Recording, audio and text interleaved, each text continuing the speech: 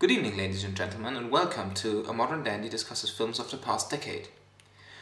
So, 2003 saw the release of two very important independent films, Lost in Translation by Sofia Coppola and Dogville by Lars von Trier. But we are not going to discuss these films today because we are going to plunge into the mainstream. It won a lot of Oscars, a total of 11. I suppose in a way the Academy also acknowledged the previous two Lord of the Rings films because they're one entity really. So, is it really the best film of the year 2003? I tend to agree. To talk about films of the past decade without acknowledging the Lord of the Rings, that would just be impossible, that would just be ignorant. I apologize to everyone watching this who's not a Lord of the Rings fan, but I think the films had an important impact on our culture. And also, I'm a huge fan of both the film and the books. But I do think the films were very important, not just because I'm a fan.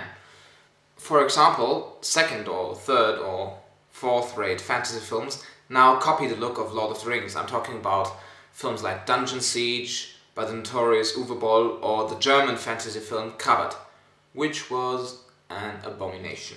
So even though these films are truly horrible and trashy, at least they don't look horrible and trashy as fantasy films in the 90s did. And so maybe if fantasy films start to look better, maybe they will also become better, because there aren't many good fantasy films out there.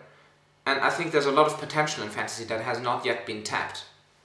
What's also notable and unusual about The Lord of the Rings is that the most actresses were in it continued to be successful afterwards. Of course, it was clear that legends such as Ian McKellen or Christopher Lee wouldn't be typecast after appearing in Lord of the Rings. But most of the other actors were rather unknown, and if unknown actors appear in big budget, very successful series of films, they tend to get typecast. For reference, see Mark Hamill. You don't know who that is? See, I told you, he was Luke Skywalker. But in this case, it was quite different. Viggo Mortensen, who played Aragorn, appeared in two David Cronenberg films, A History of Violence and Eastern Promises, and got an Oscar nomination for the latter.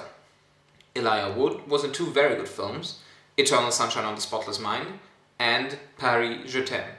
Orlando Bloom, who had actually just finished acting school when he got the part of Legolas in Lord of the Rings, went on to star in films like Troy and the Pirates of the Caribbean series.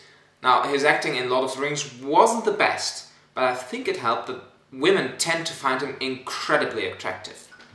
I won't go into detail about the story or the special effects or anything, I suppose you know all that. Instead, I want to talk about what these films meant to me.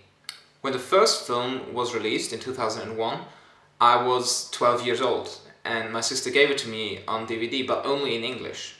And so I did what every 12-year-old fanboy would do. I sat down and I watched it over and over and over again until I knew it by heart.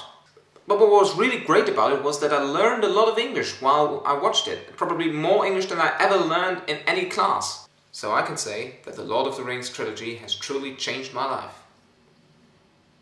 Good night.